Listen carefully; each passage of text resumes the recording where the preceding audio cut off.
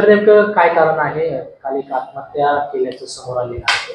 नेमकं काय समोर येते आणि काय नाव आहे महिलेचं? काल संध्याकाळी सायंकाळी 7 वाजण्याच्या दरम्यान डायल 112ला एक कॉल प्राप्त झाला होता की पवनानगर या ठिकाणी एक 20 वर्षीय महिला आहे, तिने राहत्या घरी गळफास घेऊन आत्महत्या केलेली आहे. मेसेज आम्हाला मिळाल्यानंतर आमचे PSI माने हे ताबडतोब त्या ठिकाणी रवाना झाले आणि त्यांनी त्या परिस्थिती जाऊन पाहिली असता तिथे एक शिवानी गोपाल शर्मा, वय तिचं 20 वर्ष सांगतायत, ही गळफास घेऊन तिने आत्महत्या केलेली होती.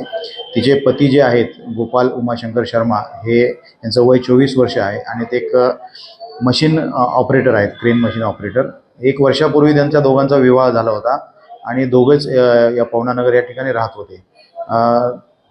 पतीकडे आम्ही चौकशी केली तेव्हा अशी माहिती मिळाली की त्यांनी 1-2 दिवसापूर्वी तिचे जे पत्नी आहे आत्महत्या केली, तिने त्यांच्याकडे मोबाईलची मागणी केलेली होती.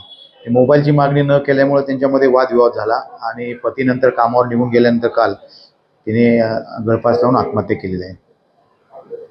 किती दिवस झालं पत्नी मोबाईलचं हट्ट करत होती किंवा मागणी करत होती, याबाबत काय माहिती समोर आलेली आहे? एक 4-5 दिवसापासून ती पतीकडे मोबाईल मागत होती, पण त्यांनी सांगितलं होतं की त्याचा जो पगार झाला त्यानंतर तो मोबाईल घेऊन देईल.